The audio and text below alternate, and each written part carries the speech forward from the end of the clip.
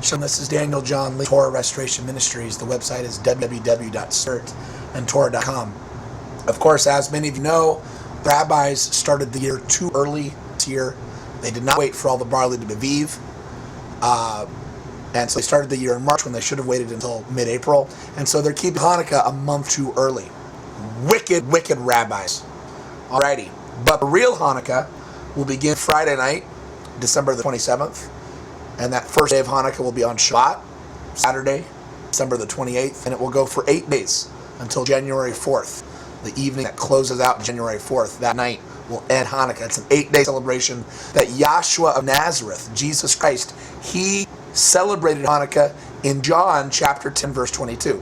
Now, I want to show you using stellarium what's going to happen on the first day of Hanukkah. You can see the date here is December the 28th, 2013. We are actually looking at the sky from Israel. And if you notice, on December the 28th, we have the sun and Mercury almost overlapping each other over the forehead of Sagittarius, which is the cloven-footed satyr. This is the symbol of Satan.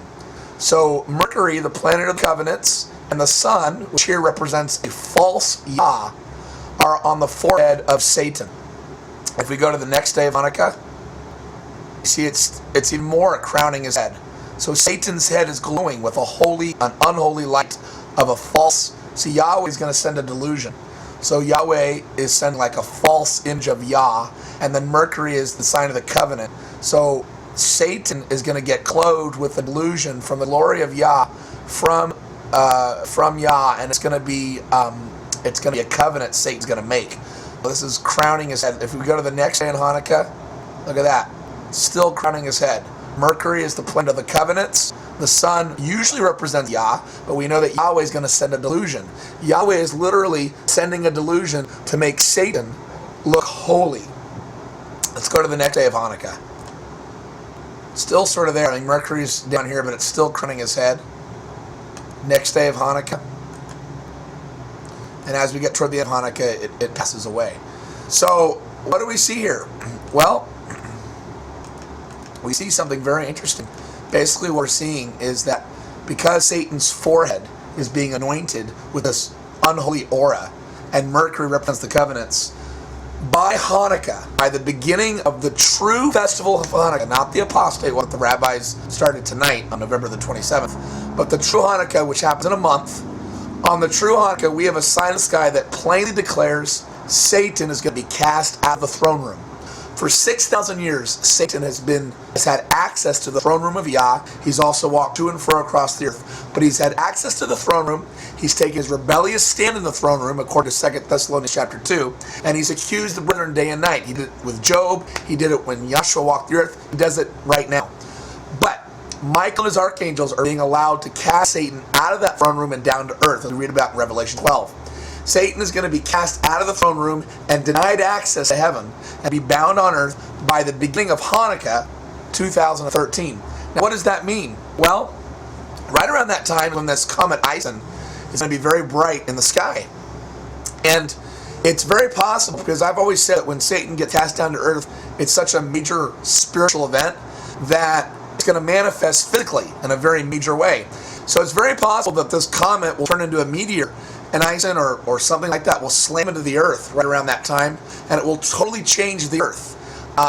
Joel says that the final 3.5 years of Great Tribulation leading up to Yahshua's return, that the entire earth becomes darkened, the atmosphere becomes darkened. So if Ison slams into the earth, or some other meteor or surprise asteroid that we didn't know about slams into the earth, that could very likely be what happens at the beginning of Hanukkah, totally change the earth.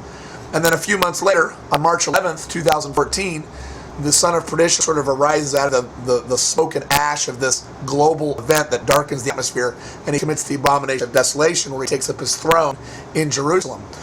Or it could be global nuclear war. I mean, we're seeing all these tensions with Syria, with Iran and Israel especially. There could be some sort of nuclear war that happens on Hanukkah. But whatever happens, when Satan is cast down to earth, we're going to know it. And it certainly seems by this sign in the sky that at the very beginning of Hanukkah, some major global catastrophe is going to occur, which will confirm that Satan indeed was cast down from heaven. So this is why it's so important to follow the right calendar, so you know what's going on. This is Daniel John Lee with Torah Restoration Ministries. The website's www.spiritandtorah.com. It looks like you people have about 30 days before this entire earth will change irrevocably. I hope you're living holy, because if you're not, when this event happens, you're going to be in a world of hurt. This is Daniel John Lee with Torah Restoration Ministries. The website's www.spiritandtorah.com. Shalom, and happy 25th day of the 8th month. Do not celebrate Thanksgiving. It's wicked. I have another podcast I just made a couple days ago explaining why. Do not celebrate this false apostate Hanukkah. It is still the 8th month. We're not even in the 9th month yet. Live holy. Follow me as I follow Christ. God bless.